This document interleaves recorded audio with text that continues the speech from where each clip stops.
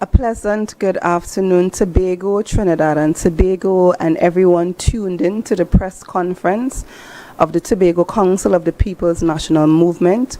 We thank you for joining us. Today we will discuss matters of the recently delivered budget statement by the Minister of Finance on Monday. So on Monday, the Minister of Finance delivered a $59.741 billion budget to be funded by oil revenues of $14.174 billion, non-oil revenue of $35.038 billion, capital revenue of $4.011 billion, total revenues amounting to $54.224 billion, leaving a fiscal deficit of $5.517 billion. And as I indicated earlier, we want to discuss the budget that was presented, and in particular as it relates to Tobago's development and the allocation to Tobago.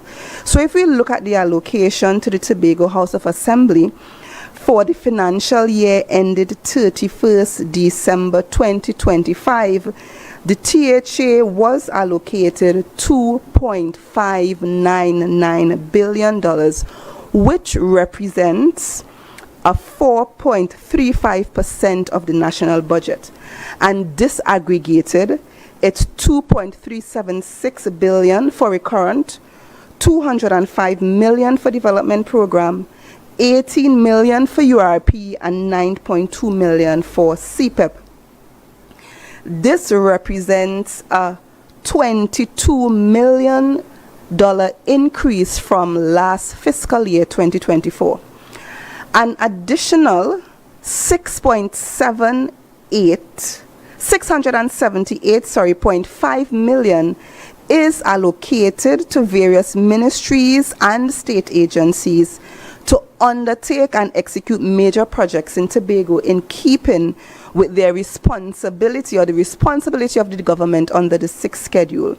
So some expenditure to be funded in 2025 by the central government outside of the THA budgetary allocation, but which is essential to the development of Tobago, will include expenditure on the Tobago Airport expansion and the Tobago Airport terminal in the sum of $400 million, the Roxborough Fire Station $1.9 million, the silting of the Hillsborough Dam $7.5 million, upgrade to the National Energy Skills Center in Goldsboro $1 million, the Tobago Technology Center $1 million, UTT Tobago Campus $600,000, upgrade to Dwight York Stadium $4 million, the Magdalena upgrade, which is the Liquor Rocky Bay stabilization works for the Magdalena Hotel $3 million, the meteorological service equipment $3 million. And we have been hearing the cry even before the reading of the budget that this current administration, this current Tobago House of Assembly administration, has made claims of underfunding. And even amidst those claims, this budgetary allocation for 2025 is the largest allocation to the Tobago House of Assembly.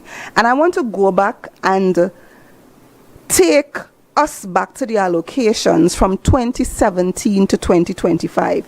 So if we look at the allocations for 2017, it was $2.353 billion.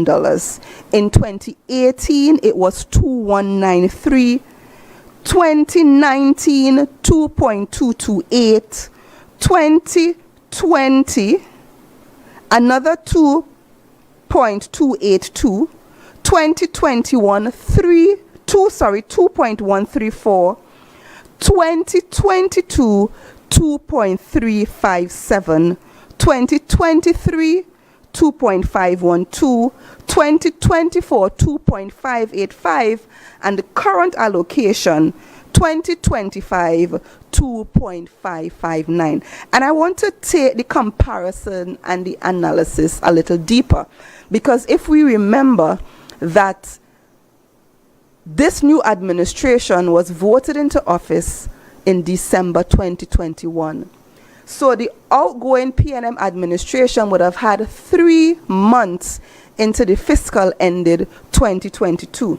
So if we take the comparison a little deeper and we look at the allocations to the Tobago House of Assembly, in the first instance under a PNM-led administration for the financial year ended 2020, the PNM-led Tobago House of Assembly was allocated $2.283 billion. For the financial year ended 2021, a PNM-led administration was allocated $2.134 billion. In 2022, this is at the end of the PNM's term, 3 months in office, the allocation for that year ended 2022 was $2.357 billion. Given the total allocation for 3 financial year under the People's National Movement of $6.774 billion. When you compare that to the allocation that was received under a TPP-led administration, in 2023, the amount that was allocated was $2.521 billion. And this is an increase on the 2022 allocation of $165 million. For the year ended 2024, the allocation increased yet again to $2.585 billion, an increase of $64 million. And for 2025, this current allocation is $2.599 billion, another increase of $22.756 million.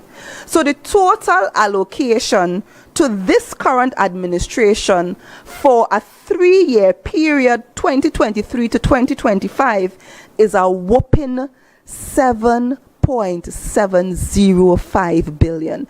If you do the calculation, the difference between the PNM-led allocation of 6.774 and this current administration of 7.075 total for the 3-year period is $931 million, approximately $1 billion.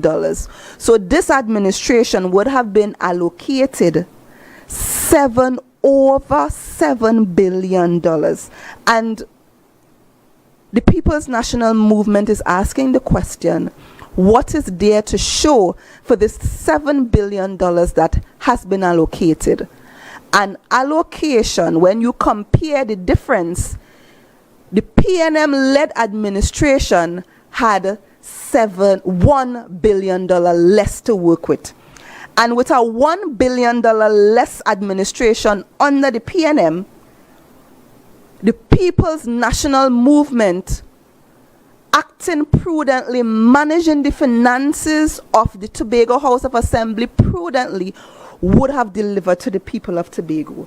The People's National Movement with $1 billion less would have delivered agricultural access roads, construction and rehabilitation, upgrades to fishing facilities, construction of the Roxborough Hospital, construction of the Mariah Health Center, completed the Lambo River Dual Lane Bridge and the Thompson River Bridge, completed phase 1 of the Claude Noel Highway Rehabilitation Project, installation of traffic lights at Shervan and Buku, completion of the Roxborough Administrative Complex and the renovation of the Office of the Chief Secretary building in Calder Hall, construction of retaining wall throughout the island, upgrade to secondary roads, acquisition of housing, lots and lands at Shervan, Corlan and Friendship, constructed and upgraded hard courts in areas such as Goodwood, Roxborough,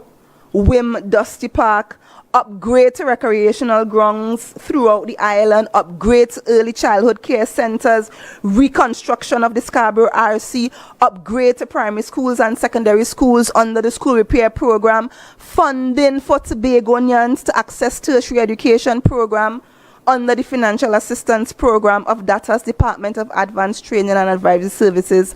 And we would have also collaborated with the central government towards the refurbishment of the Dwight York Stadium, the Shervan and the Roxborough police stations, the reconstruction of this Roxborough fire station, as well as collaboration with WASA on the Southwest wastewater treatment plant. And ladies and gentlemen, brothers and sisters, this list of achievements are no way exhaustive of what the PNM would have delivered with an allocation of 1 billion less. And Tobagonians, I want us to not be fooled by what is being said and what is being told to you by this administration. And all because this TPP, whatever they want to call themselves, all of this fight is because they are not able to keep their promises to you, the people of Tobago. So the Chief Secretary, while he was on the campaign trail, promised Tobagonians, he told Tobagonians, don't let it break in your ears, don't go and vote for the PNM. He is telling us, and he is telling Tobagonians at that time, that they will not lose their works. He spoke to contractors and he told them that they will also not lose work and they will be paid irrespective of how they felt about the engagements and the contracts. They will be paid.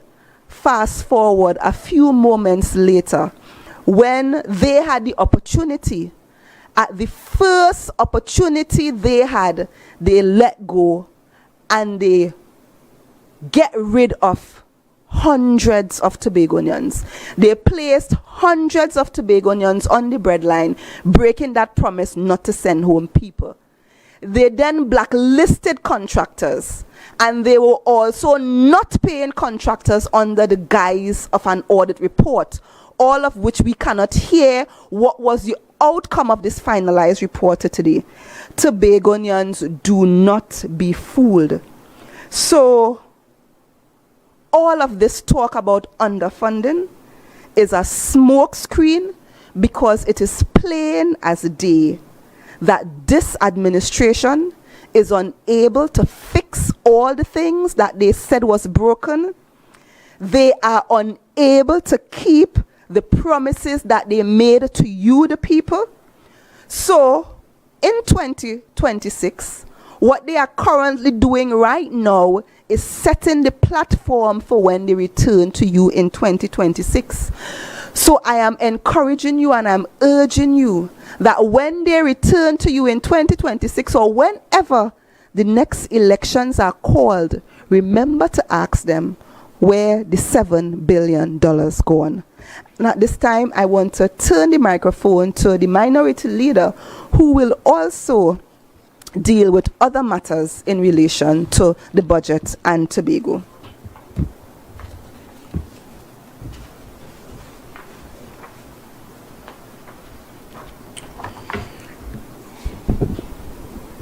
Thank you, Councillor Petal Daniel Benoit. Let me say good afternoon to each and everyone present this afternoon, or who would come in to view this live press conference at some point. Let me also acknowledge the presence of our political leader and newly appointed Senator Ansel Dennis, and we also have with us today Senator Lawrence Hislop. And just to lead off from where Councillor Petal Daniel Benoit would have started, I want to start by congratulating the Minister of Finance, who have shown that during very difficult and trying times, he has the capacity and the capability to steer and navigate this country through turbulent waters, and to the point where even with reduced energy resources and energy revenues, global shocks and other challenges, we in Trinidad and Tobago have a budget that has really put us on a stable footing. And I really want to commend him and the government for their prudent management of our very scarce resources. In Tobago, however, can we say the same? Can we honestly as Tobagonians say that the allocation that we receive here in Tobago is actually benefiting you, the people of Tobago? I'm sure the honest answer this afternoon is a resounding no. And I just want to share with you this situation. And I want you for 1 second to imagine a father responsible for providing for his family each month. He earns a salary meant to cover the family's needs: food, school supplies, rent, and other essentials. But instead of carefully managing that money, the father misuses it. He spends on frivolous things, gallivanting, liming, enjoying himself and having a good time. But when the family struggles, he turns around and tells his wife, he's blaming his salary. He tells his wife it is the salary, the money just ain't enough. Now, if that were your family, what would you do in this situation? Would you accept this excuse? Would you accept the fact that here it is, an income is coming in, but the income is being misused, and when it is being misused, the father turns around and tells you, the wife or the child, that the money just ain't enough? Well, in Tobago, this is the situation we face under the Farley-led Chavez Augustine Tobago House of Assembly. This is the current reality. The Chief Secretary and his team, after mismanaging Tobago's resources, is now trying to make us believe that the reason they are unable to meet your needs, it is because the money just ain't enough.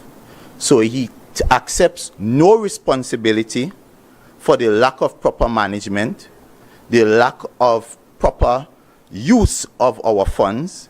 And I just simply want to remind you, my fellow Tobagonians, of some of these blatant mismanagement of the Tobago's economy and Tobago's funding. I want to take you back to one of the first issues we encountered as a major scandal across the Tobago House of Assembly.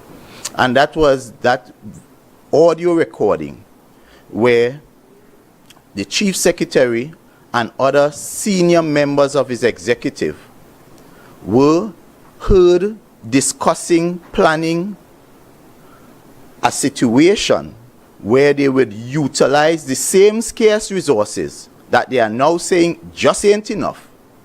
They were planning and plotting to take those same resources and hire persons simply for the purpose for them to spread propaganda so they can advance their personal and political interests. And I simply want to ask you, Tobagonians, today, is that proper and prudent use of your resources?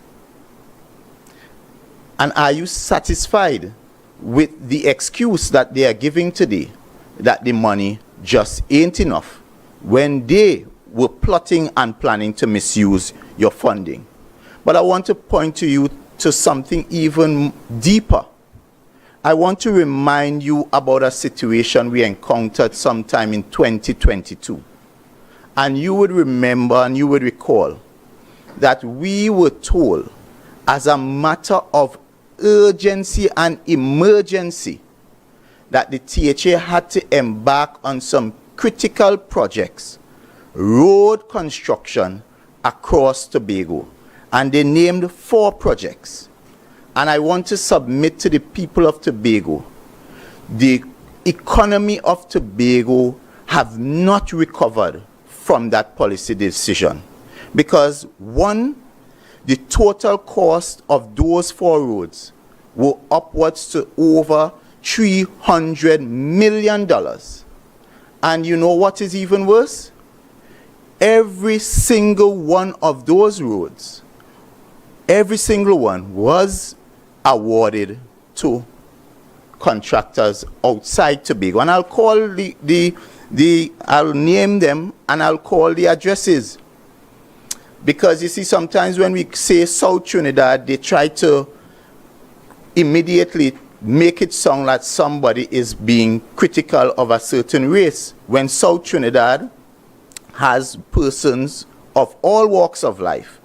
East Indians, Africans, Chinese, and even from the Syrian community. So the first road, road number 1, is a road project from Smithfield to Dutch Fort. And you would hear them boasting over and over again about completing that road in 19 days at a whopping cost of $19.4 million. And then they try to make it as though they saved some funds for you, the taxpayers, not telling you the truth that what they actually did was actually water down that project, which was to be a comprehensive project that would have moved the traffic away from the main arteries of Scarborough and created a new access point to Mount Mary. They didn't tell you that. So the project scope was significantly reduced, while the cost of the project itself actually was inflated. And I want to share with you some, because I got a quantity surveyor to produce using the bill of quantities and assessment of that project. And having assessed the project, which involved in the main 2 bridges and some culvert and some drainage, and the resurfacing of existing road along Smithfield to Dutch Fort, that surveyor estimated that the total cost of that project is somewhere around $7 million. But you know how much we paid for that project? $19.4 million. So somewhere along the line, somebody went away with at least $12.5 million. And this is the same administration that continues to tell you that the money just ain't enough. Road number 2, same, and this road was awarded to California Stockhold Limited, and they are located Charleville, Chaguanas, Trinidad. Road number 2, same awarded to same California Stockhold Limited, Shervan to Storbay Connector Road. That road, as we stand, is costing the taxpayer of Tobago $100 million after that road started at an estimated cost of $65 million. And this is the same road that the PNM continues to remind Tobagonians was a road that was under consideration by NITCO as part of the airport expansion project that would have been a 2-lane highway taking you from Cove all the way to the airport. And that would have cost the government, not the Tobago House of Assembly, something around $135 million. But for a road that is now inferior in terms of its scope, that road is costing about the same amount that 2-lane highway is costing. And again, that road is being built by the same THA at inflated values who say the money just ain't enough. Road number 3, and the important thing to remember about the road, so it's only out of the 4 roads we were told in 2022 were critical and needed life or death, only 1 of those roads have been completed. So road number 3, Construction Services and Supplies Limited, CSSL, they are located, again, Labrador, Trinidad. So you understand where we're going? 2 roads given to California Stockholm, one about 100 million, stay with me, and one for 19 million, so 120 million given to Charleville in Chaguanas. 26 million given to Labre in Trinidad, Construction Service and Supplies Limited. And just recently I had the opportunity to pass through Lamy Road en route to the Republic Day celebrations. And you know, to my amazement, that road that we were told in 2022 was an emergency road, critical and absolutely needed and necessary. Tobagonians, you know what happened? That road remains incomplete. And these are the same people telling you, Tobagonians, that the money just ain't enough. And just imagine if they have spent $25 million on an incomplete road. Just imagine how much more money they have to spend to complete that road. And the final one I will deal with a bit of detail is this scandalous award to a company called Innovative Roofing and Construction Limited. A contract awarded to this company for the construction of Milford Court to Pigeon Point Connector Road to the tune of over $55 million.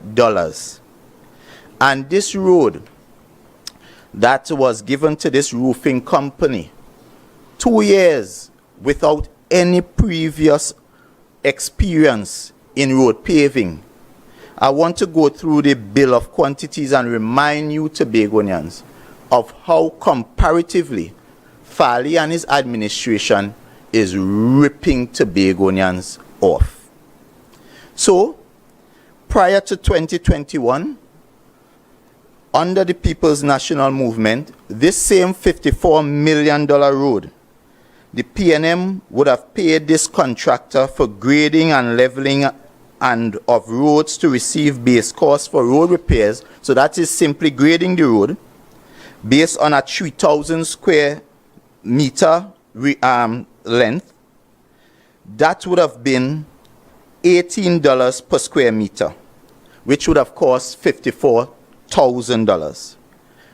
Under this letter of award, this arrangement to this innovative roofing contractor, under this administration that is telling you that they just don't have money, they are paying for this same road $450,000 to grade 3,000 square meters of road. And that is a difference of over $396,000. It gets worse. To broom and clean roadway to receive asphalt, 19,000 square meters of road. Under the previous PNM administration, that would have cost you, the Tobago taxpayer, $432,000.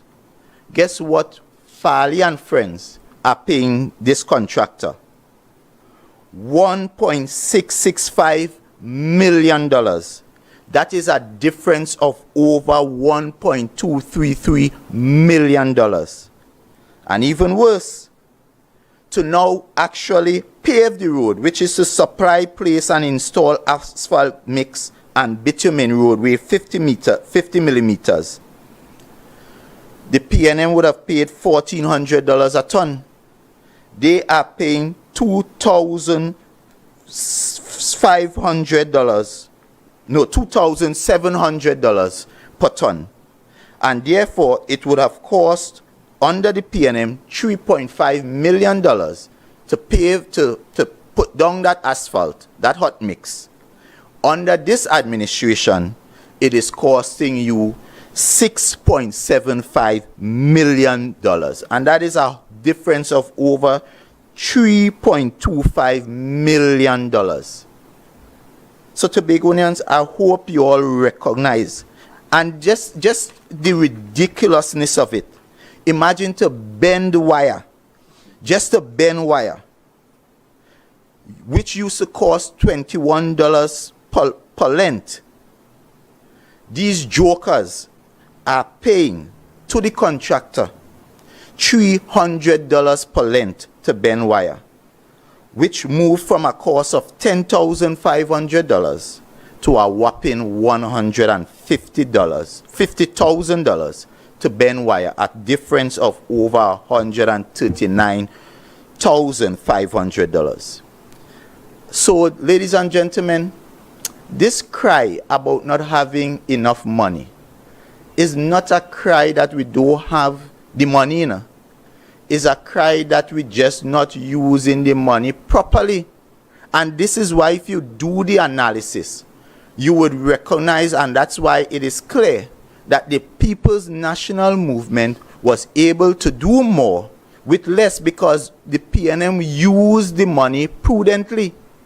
So whereas PNM, we were able to pave road at a reduced cost, these jokers are paying inflated prices, and it means that what it would have cost under the PNM to pave one road, it is now costing you twice that amount. So when you would have gotten two roads with that $55 million, you can only now get one. And that is where we are seeing the real challenge. It is not so much a money challenge in terms of not having enough, but it is a management challenge in not using the money properly. And finally, just to share with you how this money continues to be mismanaged.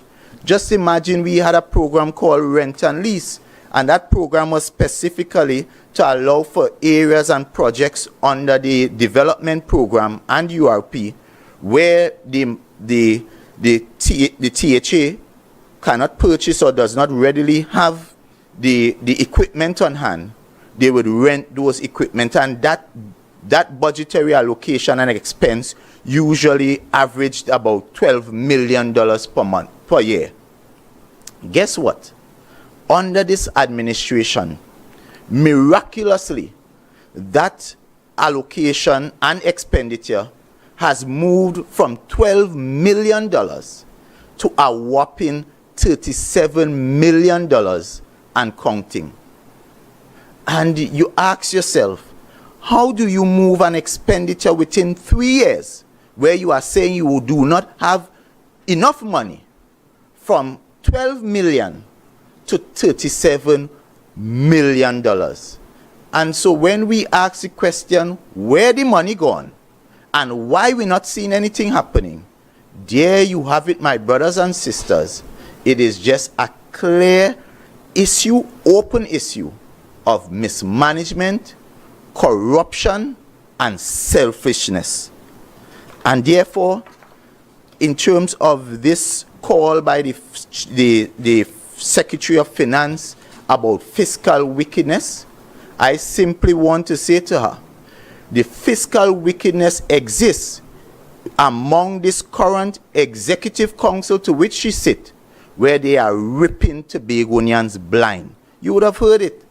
A road that should have cost $7 million, inflated to $19 million. To lay asphalt and hot mix that was $1,400 a ton has moved to $2,700 per ton, double the price. And this is where we are having the issues, because this is where you are seeing the clear and open mismanagement. So now I want us to really reflect on who is suffering because of this waste. It's not just a matter of numbers in our budget. It's the unemployed Tobagonians whose contract was terminated or not renewed. It's the single mother who can't make ends meet because there's no support. It's the farmer who can't get his produce to market because the roads remains unfinished. And it's the grieving family who can't even get a grant for their beloved one, to bury their beloved one. Tobagonians, this is the real cost of mismanagement. The problem isn't that we don't have enough.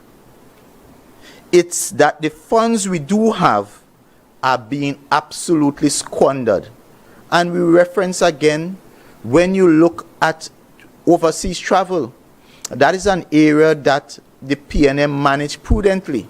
And I would tell you, working with a former secretary, that the trips that they will approve, the approved trips, had to be trips that were within their official capacity and required their absolute presence. And when I look at the contingent, you are seeing secretaries going on trips to a conference, and they are taking their personal assistant and their personal assistant. And that is the ridiculousness of the contingency, because it becomes a joyride for them. And this has cost us a whopping $25 million. This is $25 million that could have been for food support. You hear them talking about areas where they have to suppress and they have to cut. But this is the result of mismanagement. So let me leave you with this.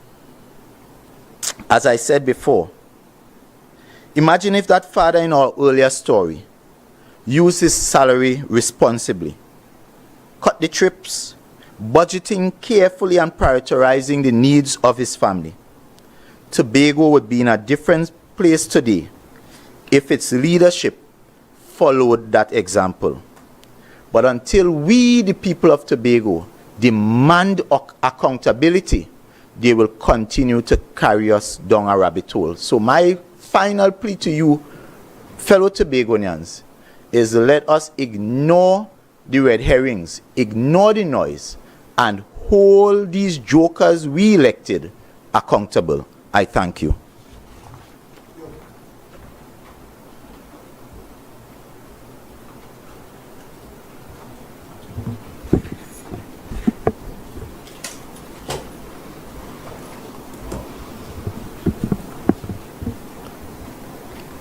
Let me say a pleasant good afternoon to our viewers and to Tobago. I want to continue the conversation where the minority leader left off, to say that mismanagement, what mismanagement has created is a sluggish or a literally dead economy in Tobago. The mismanagement of the Tobago House of Assembly has ground private business to a halt.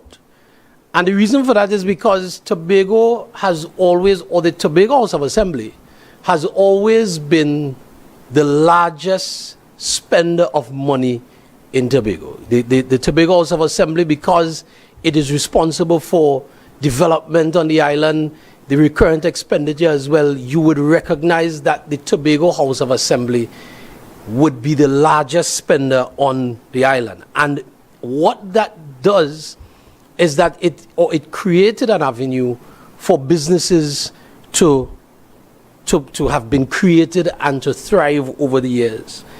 The businesses that thrived over the years under previous administrations did so because of a direct policy decision to develop and to strengthen the Tobago economy. But what we've experienced over the last 3 years, ladies and gentlemen, is an administration that has taken a direct policy decision to remove that from the Tobago business environment.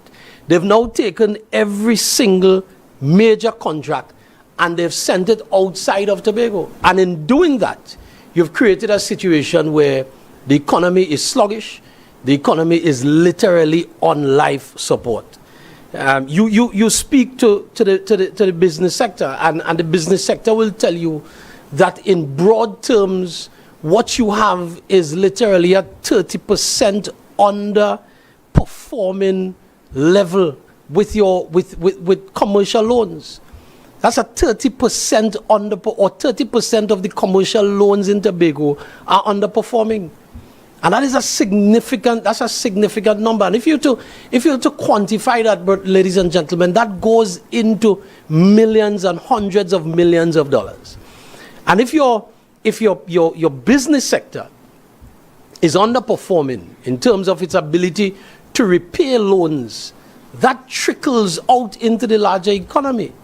And it creates a situation of confidence in our economy in Tobago. And that is what we're facing right now. You have in all service areas, contracts are being removed from Tobago contractors.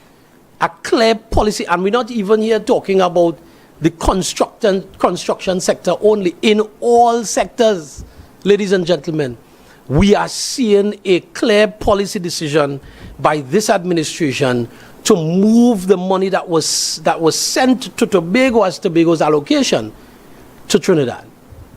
And I ask the question, who is affected by that? It is every single individual on this island that's affected by those kinds of decisions. Because when you make a decision to take a contract from a Tobago contractor and send it to a Trinidad contractor, that money that should have been circulating in the economy of Tobago is no longer there. And the trickle effect, the ripple effect that we've grown accustomed to over the years. The information that is shared with us is that prior or post-COVID, we had a 4% growth in our economy. And then as soon as this administration came into office, and because of their policy decisions, we have a 2% decline. So the Farley-led administration is just as bad or maybe even worse than COVID right now. So we got through a pandemic. We got through a pandemic as an island and as a country with clear policy decisions that took us through. And when we came out of it, we were able to have a 4% growth in our economy because of decisions that were made by the previous administration. And the thing we have to remember, ladies and gentlemen, is that elections have consequences. And so the consequences of December 2021, they're now being played out now. Because all the promises that were made prior to the elections, and the promises that caused this administration to be in office, all those promises have been broken. And you just ask yourself the question. Look around the communities in Tobago and tell me if this is a thriving economy. Look at the roads, look at the community centers, look at the, I said to somebody recently that even the verges of the roads in Tobago are no longer being kept as they should. The grass is overgrowing into the roadway. The island as a whole is just looking dark. You ask yourselves, previous administrations would have made decisions policy decisions that we're going to build the capacity on this island, build the private sector capacity. And that is totally out the door now. The minority leader, in his presentation at this press conference, spoke to the rent and lease program. And this rent and lease program speaks to even a larger spin-off in our economy.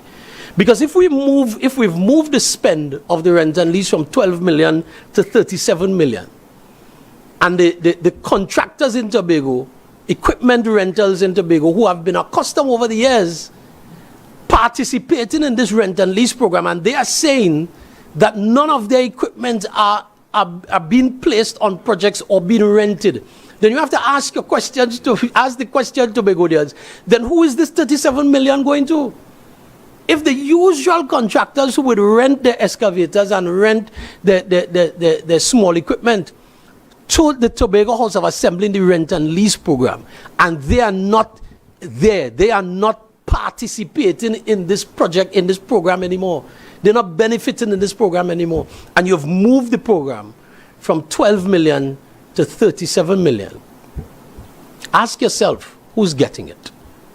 Who's getting that 37 million? And where is this money going? Where's this money going? Why are we in Tobago in a position right now where we feeling the pain? We are feeling the pain after $7 billion. We are feeling the pain. And you have to, and these are the questions that we are asking you as the citizens of Tobago, because it's our job to ask them. But we are asking you as well to ask this administration. And every single sector, you have the security sector, the construction sector, all these services, look around. they are removing contracts from Tobago contractors and Tobago service providers and giving them to service providers from Trinidad. And I want to make this point. We have no problem with service providers from Trinidad getting work in Tobago. That over the years that has happened as well. But what we're saying, why are we seeing a clear decision by this administration at every turn to do that? Service providers who have built their capacity in Tobago, our own people. Is it that we don't like our people? Our own people. And this has resulted, as I said, this has resulted in 30% of the commercial loans underperforming. And I want to call on the business community this afternoon. I want to call on the business community to speak up. Because just as the ordinary man on the street is feeling the pain, we know that you are feeling the pain, because if this information is correct, then it means that businesses have cash flow issues. And the reason why they would have cash flow issues is because money is not coming to them from those who they would have provided services for. And a lot of the contractors in Tobago, a lot of the service providers in Tobago depend on the Tobago House of Assembly for just that. We have the Secretary of Finance admitting that they would have taken monies from the $50 million that they got for oil spill and paying it to contractors. But we want to know, who are the contractors that received monies that were supposed to go for oil spill recovery that you've paid? We want to know who got the portion of, and that's one of the problems we have, when it comes to mismanagement. It means that you are given money by the central government for particular things and you are using it otherwise. And you have contractors, you have service providers on this island crying. The economy is dying. Everything that this administration touches, they are not considered, it is not considered a Midas touch. Every single thing that this administration touches withers. Every sector. And if you touch every sector on this island and every sector withers, Tobago is going to wither. And that is not what we want. And so we're asking the administration to make sound decisions, make sound policy decisions that will ripple. The ripple effect is going to be felt throughout the island. Your corner shop, your supermarket. People don't have the kind of monies anymore to spend because of the decisions that the Chief Secretary and his Executive Council has made. They're ferreting every single dollar of our development and even recurrent back to Trinidad. And that's the reason why this economy, and nobody could question that. Just you look around, you walk throughout this island, you talk to anybody, and every single person is feeling the pain that this administration is meting out to them. And so we're asking this administration, well, we know you've proven after 3 years that maybe you just don't have it in you to manage. You just don't have it. We're not seeing it. But feel a little thing for the Tobagonian. Feel something for the tradesman who was accustomed working for a contractor, or the security officer who was accustomed working for a security company, who has to be laid off because you've decided to remove contracts. You've decided to curtail and to cut completely contracts from these business people. And understand that it is the little man. Understand that it is the bread and butter issues that you campaigned on, that you are now clearly responsible for affecting every single Tobagonian. And so if you can manage, we knew you could manage. You convinced the majority of people in Tobago that you could manage. But after 3 years, we've seen it, that you don't have the ability to manage.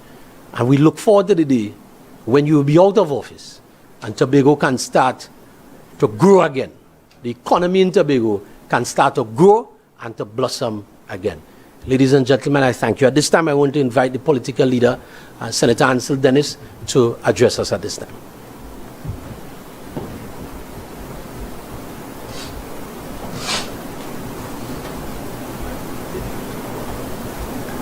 Thank you very much, Senator Hislop, or PRO. I think all the speakers that went before me went into great detail on the current situation in Tobago. Minority leader and minority councillor as well did an excellent job of outlining Tobago's current situation. Therefore, I want to pay particular attention to what I consider to be the abuse of Tobago East. Yes, Tobago as an island is being abused by this administration, but shockingly, it has dawned on me recently where the people of Tobago East seem to be specific targets of the abuse meted out by this Farley-led administration under circumstances where the chief secretary is from Speyside and the deputy chief secretary is from Goodwood or Belgarden or some one of those areas. Let's take a journey through Tobago East. Let's start in Bacolet, because Bacolet is part of the constituency of Tobago East. The PNM started an indoor sporting facility, and in our usual style, that contract was given to a contractor from Tobago. Since we left office, work on that specific project has come to a halt, and it's there now as an eyesore next to the stadium, languishing, overgrown with bush, taken over by rust, and we have no idea why it was stopped and when it will continue. Let's go further to the east. Let's stop at Goldsboro, where again under the PNM, led by TADCO and its board, we started a agro-processing facility right there in Goldsboro, which of course is somewhat of a food basket here in Tobago. A number of productive farmers. I visited the area several times as chief secretary, where you have a number of active farmers in there, in one of the most fertile areas in Tobago where agriculture is concerned. That project was started. The people of Tobago opted for a change in administration before we were able to complete it. And guess what? From then to now, from December the 6th to now, that facility is still there, overrun with rats and other rodents, overgrown with bush. The only time Ricardo Alfred and his team at TADCO did any kind of maintenance to that facility was when they cut the bush to bring the media there in an attempt to try to embarrass the previous administration. The equipment for that facility is somewhere in Shaw Park, unless they thief it by now. And that project, just like the Bacolet Indoor Sporting Facility, a project in the name of one of our heroes here in Tobago, Mr. Bertil Sinclair, continues to languish. Let's go up to Goodwood. The Goodwood Pavilion, started under the PNM, was progressing well by another Tobago contractor who employed dozens of young men from that community and other surrounding communities. Work was going on apace. But this wicked administration determined that that project should be stopped, all the funding pulled from it, and rerouted to other areas like traveling. And therefore the people of Goodwood, because that agro-processing facility is right down the road from Goodwood, and the people of Goodwood are experiencing what I consider to be a double blow. No pavilion. And then right up the road from that, the agro-processing facility is also there languishing. Let's go up to Charlottesville. We started the Charlottesville Community Center, identified some $11 million to ensure that we would be able to start and complete that project within a year.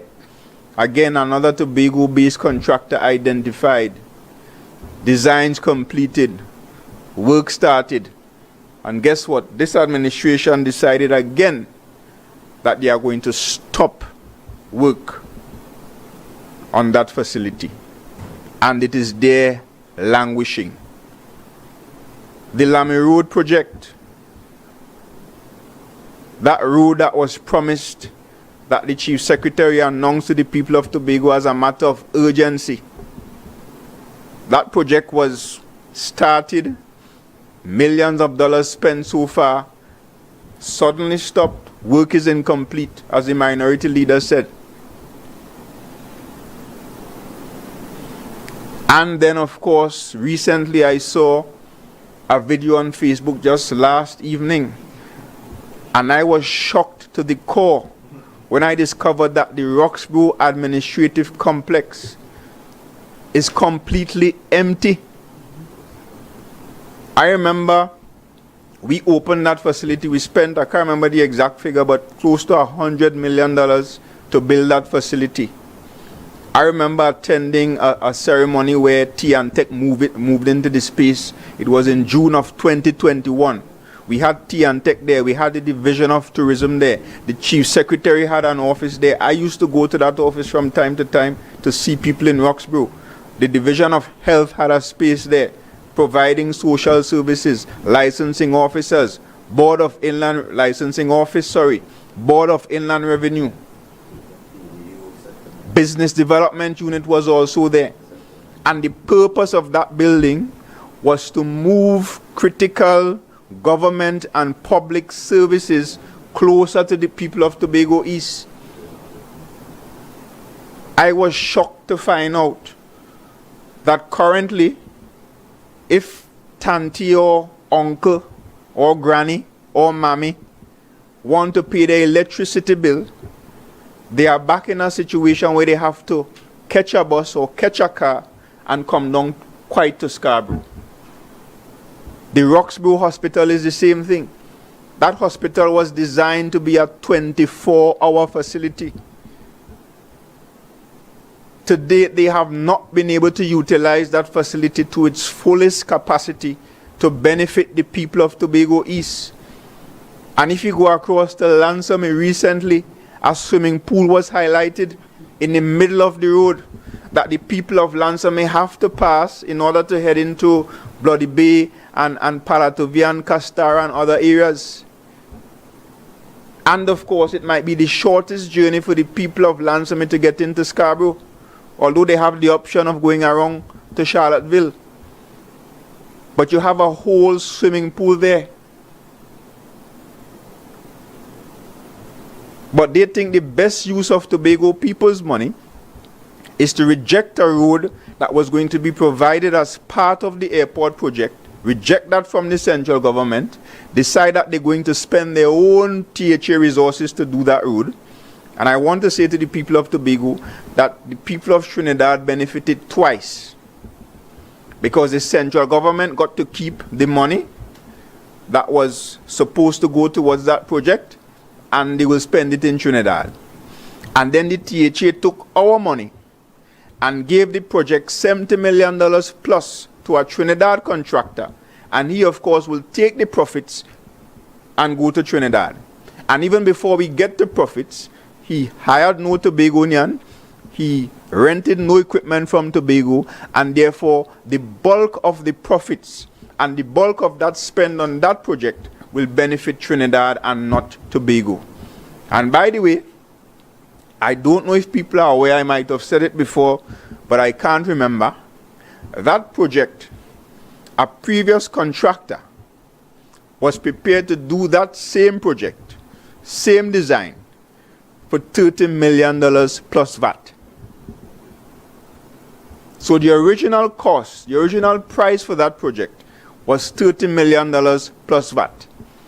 By the time that contractor pulled out, realizing that there were no EMA approvals and no statutory approvals for that project, and decided that he wasn't going to go through all the bacchanal with that, By the time he pulled out and they sourced the next contractor, the price moved to $70 million after kickbacks. So from $30 million before that to $70 million after kickbacks.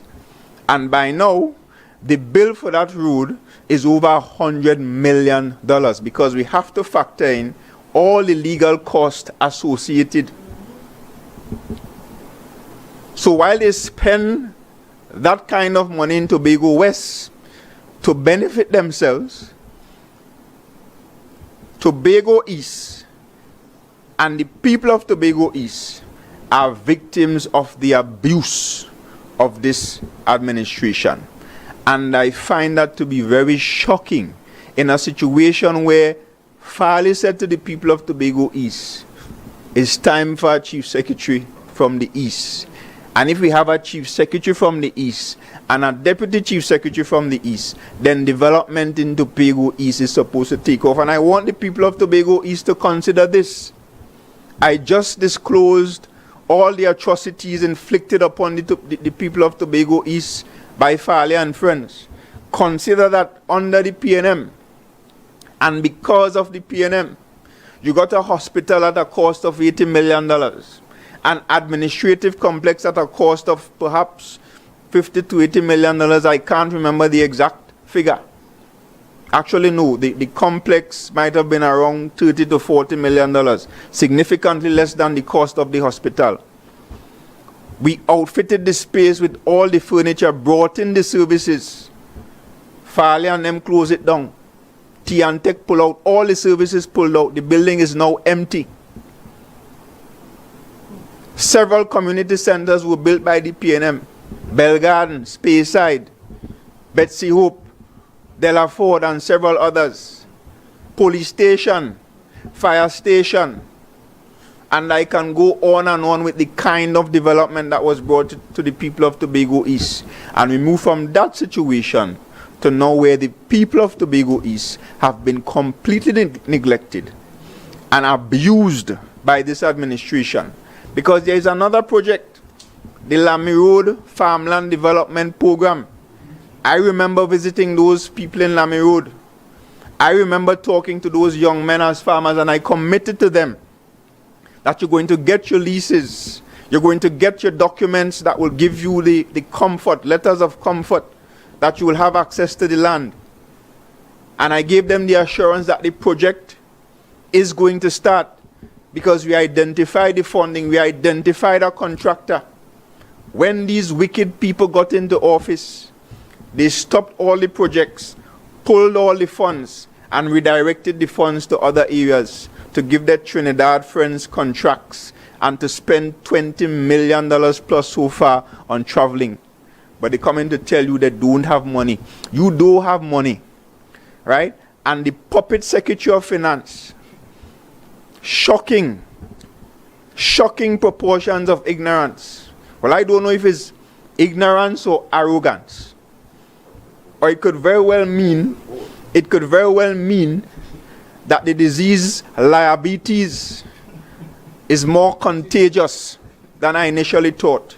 Because yes, she's arguing with Colm Imbert for $2.5 million in a situation where the Tobago House of Assembly does not pay the policy.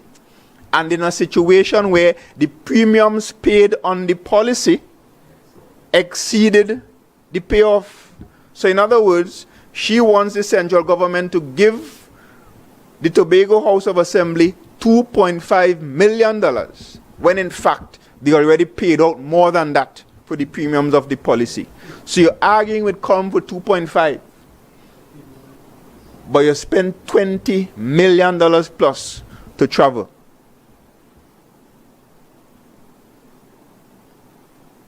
And that is what is happening in Tobago. So I want to say, the bottom line is this: as far as the PNM is concerned, we need our autonomy now. Because we started the process in 2013. Ho-Choi Charles and then Chief Secretary Orville London decided that, look, we're not going to win this fight if we don't sing from the same hymn book.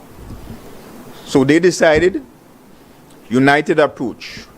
The approach started in 2013, several consultations, and then it culminated with a bill being approved by the THA and sent to the cabinet in 2016.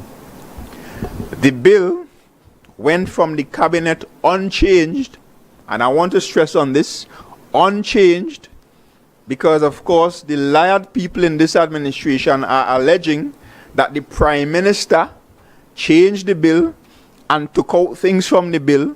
The bill went from the cabinet unchanged to the Parliament.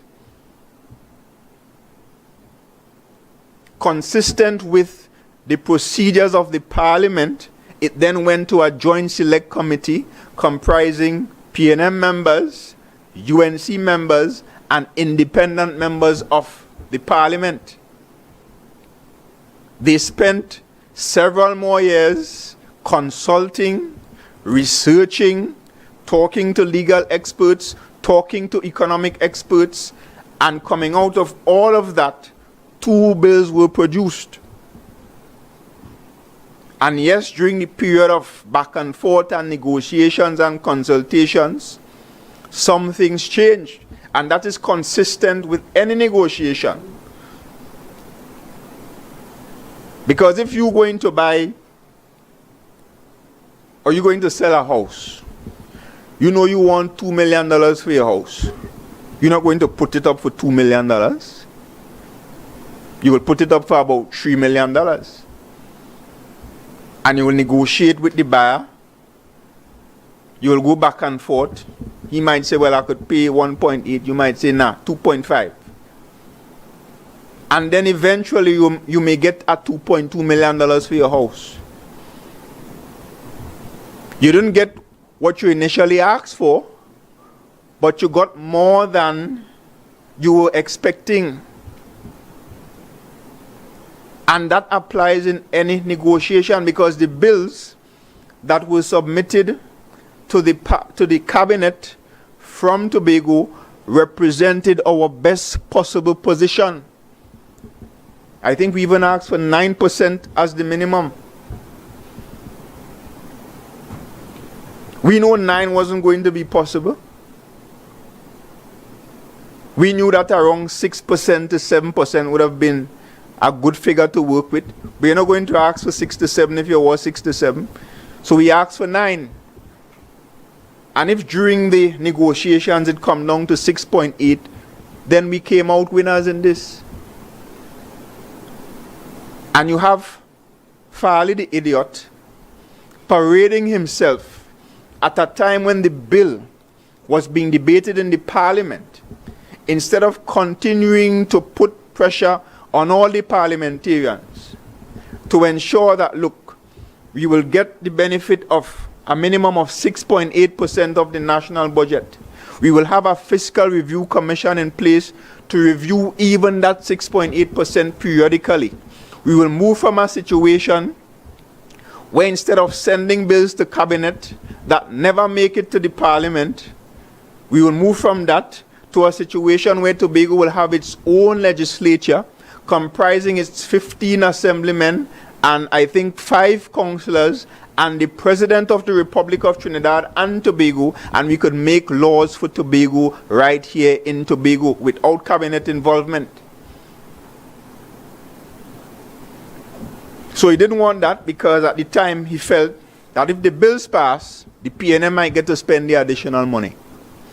Or that if the bills were passed, PNM will get some political benefit out of it.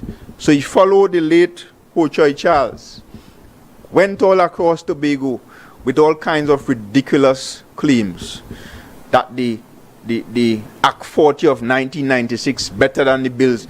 How could 6.8% not be better than 4.03%? How could a situation where you can't make one law without the involvement of the cabinet, how could that be better than having your own legislature? How could a 5th schedule, right, with very limited, imagine the 5th schedule, a word in the 5th schedule is licensing. What does licensing mean? Trevor take it to mean that licensing officer should report to him. But what does licensing mean? So we have an incomplete fifth schedule, and Ho Choi and Farley was saying that better than the very comprehensive list of responsibilities that would be given to us under the new law as proposed in these two bills. But I have a feeling that he has realized the hypocrisy and the error of his ways, because he's now in the hot seat. And they realize that as much as they used to cost the PNM, that all they have enough money and let we fix this, and Tobago is a failed state, and we'll make nurses permanent, and we will make teachers permanent, and we'll build an airport in Roxborough, and we'll give every Tobagonian $10,000. They have now realized that when you're in opposition, you could talk and talk a lot of foolishness. Except the PNM, when we're in opposition, we don't talk foolishness. We don't make foolish, ridiculous promises. We are a party of principles and truth and integrity. So all kind of nonsense they talk in opposition about how much money the PNM got. Guess what? You in office now, more than the PNM, more money than the PNM, $1 billion more over 3 years. Where it gone? Karuni, Cuva, San Fernando, JetBlue, Caribbean Airlines, American Airlines, United Airlines, Emirates, British Airways. That is where it gone. Manhattan in New York, Brooklyn, Queens. That is where it gone. So I am challenging these misfits. You have done a lot of injustice to the people of Tobago. You have fired thousands. You have destroyed several businesses. You have caused pain to many families. You have destroyed the Tobago economy. You destroy even the fishermen.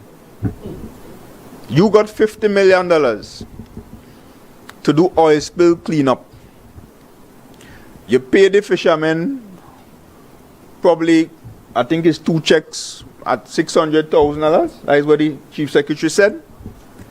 And the other $48 million, I'm going to tell the people of Tobago where it went. The other $48 million went down to the Division of Infrastructure and was used to pay some of the Trinidad contractors. That is where the money went. Before that, they went to the Minister of Finance begging again, saying that the PNM left a lot of bills and we can't see the way. Give us some money to pay off the bills. $100 million were given to pay the existing bills. You know how much of that they paid? $25 million to the Tobago contractors. The rest of it went Cuva, Chaguanas, Cedros, and those areas. That is where Tobago people money going. So I'm challenging them. Having done all this injustice, having virtually destroyed the Tobago economy, imagine even the farmers all you sell out. All you went on some exercise to do food hampers. Imagine you bypass all the farmers in Tobago, your own boy. What is Murray for his name again? Roland Murray. Stone supporter of this administration. All you bypass here and all to bring up Nova. Just imagine. You all care about nobody but yourselves. Bypass Murray, bypass all the other farmers in Goldsboro to bring up items from Trinidad. Because we do plant here, we do have soil here. Apparently we have ice. Tobago does have winter.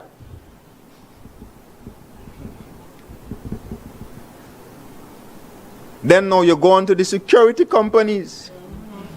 Take away contracts from Dominion. Took away contracts from MI4. Took away contracts from Rapid Response. Took away contracts from Med4 to bring in SWAT and amalgamated. I'll tell the people of Tobago why that happened next time. And the same SWAT you bring, having responsibility to watch over the assets of fishermen, engines disappearing like wind. Apparently fish eating engines. Like you need to put out another sharp bounty because it have a fish in Plymouth that just eating people boat engines disappearing. And boats too. Under the watchful eyes of these new companies that you brought in. These same Tobago-based security companies have had to send home. Guess who they sent home? They didn't send home Trinis. They didn't send home Venice. They sent home Tobagonians from their jobs. And Tobagonians who had jobs and could have taken care of themselves now have to beg somebody. They can't even beg the THA because not even a food card are they giving people. Not even a food hamper. Wicked. After all this injustice, I'm asking you all to do one right by the people of Tobago. Just one. And I'm asking you all, Farley Augustine and your TPP team, Watson Duke and whatever is left of the PDP, Denise Angus and the IDA, Anthony James, and all the other political operatives in Tobago to join the PNM in support of the bills before the Parliament.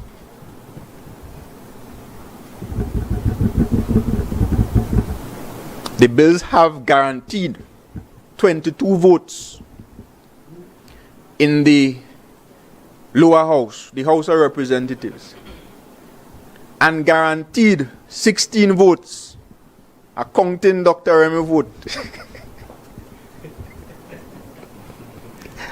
Right? As a Tobagonian, I'm counting her vote as an independent member. Guaranteed votes in the Senate. But guess what? We need more than that.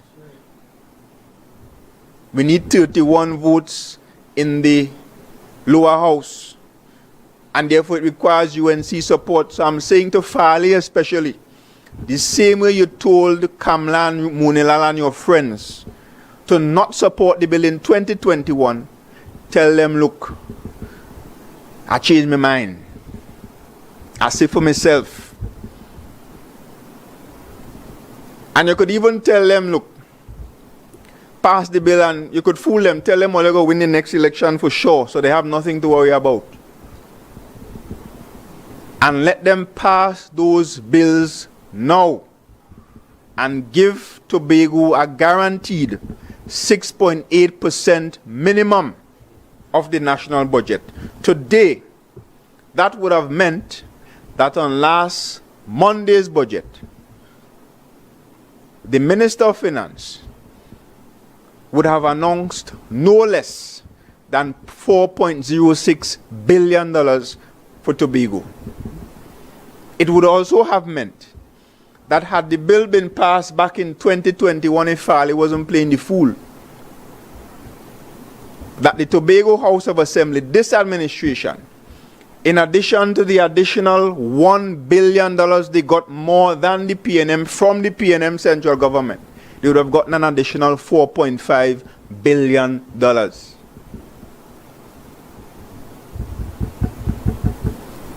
And I will say to you that that is 10 years development money. In 3 years we would have gotten. So pass the bills. Do one thing right by the people of Tobago. And nobody is to tell me anything about federalism or any confederalism or confederation. Because if we start that discussion now, we're here for another 20 years. Because a federation requires that Trinidad must agree as an island to set up two governments, a government of Trinidad and a federal government. It took us 20 years to get to where we are now. We have been operating with a very inadequate and poorly drafted Act 40 of 1996 that is woefully short of what is required to manage Tobago for the last 28 years. And we want to hold on to that because somebody bright idea is a federation. Well, let's support these bills now, pass them, and then you could start your process towards federation if you want. I might give you some support. But as of now, we need these two bills in the parliament to be passed immediately when they next come for the vote or perhaps further debate, because Farley said it requires some slight changes. It moved from rejected, it ain't good, Act 40 of 1996 better.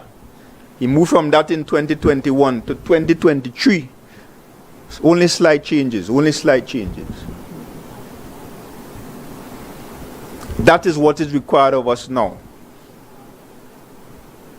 So having said all of that, we have serious issues in Tobago. I will now open the floor. I know there are persons in the media who may be looking at this online, so if you so desire, you can send your questions via WhatsApp, and I will definitely read them out and answer them.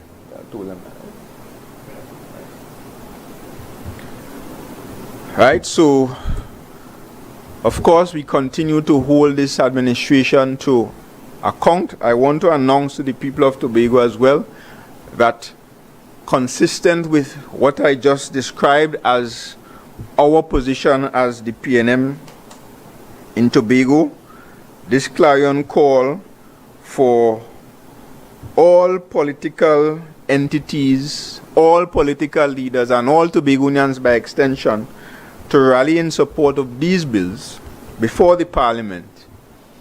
As a party, we will be having a conversation on this very issue on the 20th of October, which is a Sunday, 2 Sundays from now, at 4 p.m. in the afternoon at the Calder Hall Multipurpose Facility. I'm inviting all Tobagonians, those who are already in support of the bill and you just want to lend your support to us at this time, those who are not clear on the bills and you have been misled, or you may not be informed as you would like to be, feel free to attend. We will be bringing as much explanations to the table as possible. Right? The bottom line is, these bills provide us with minimum 6.8% of the national budget, which today would mean $4.06 billion instead of $2.59 billion. Lawmaking powers. Act 40 of 1996 requires us to send bills to cabinet. So therefore, Tobago's ability to make laws is at the mercy of the cabinet, not even the parliament, the cabinet of the government of Trinidad and Tobago. These bills remove that totally and gives Tobago its own legislature. These bills also ensure that a fiscal review commission with teeth will be put in place to review our allocation periodically. These bills will expand on Schedule 5 of the current Tobago House of Assembly Act, which means Tobago will have additional responsibilities. And in areas where the responsibility is unclear, like just the word licensing, and we don't know what that means, these bills bring clarity to that. What more is required at this time? All right, well, Farley is saying we should get 200 nautical miles of exclusive economic zone for Tobago. Well, I'm not even sure you're calling it that, or perhaps just maritime boundaries. We should have 200 nautical miles. So because you don't get what you want, 200 nautical miles, so because you ain't get that, to hell with everything else, to hell with the additional money that will benefit the people of Tobago, to hell with the power to make laws for the good governance and the security of the people of Tobago, to hell with all of that because you don't get 200 nautical miles, because you and Trevor sit down and make up some lies, some numbers, and only put up a poster right across the road talking about $41 trillion is the value of resources just outside of Tobago. Lies. We don't know how much is there. And whatever is there, our position is that it belongs to Trinidad and Tobago. And as a unitary state, based on the provisions of the law, those resources will be shared with the people of Tobago. You can't even manage an administrative complex in Roxborough, but you want 200 nautical miles. You can't even ensure thieves don't steal the boats of fishermen right in Plymouth. And you have paid security there, but you want 200 nautical miles. Carry that story to the dogs. So, we are saying the bills are quite beneficial to the people of Tobago and they must be passed urgently. So, if no questions, I'm not seeing any as yet.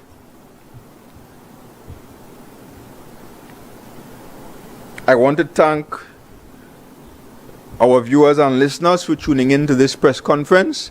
And as I said before, we continue with an autonomic conversation, a very important conversation that we want to have with the people of Tobago and the people of this country by extension on the 20th of this month, 4 p.m. in the afternoon at the Calder Hall Multipurpose Facility. Thank you very much and good afternoon to everyone.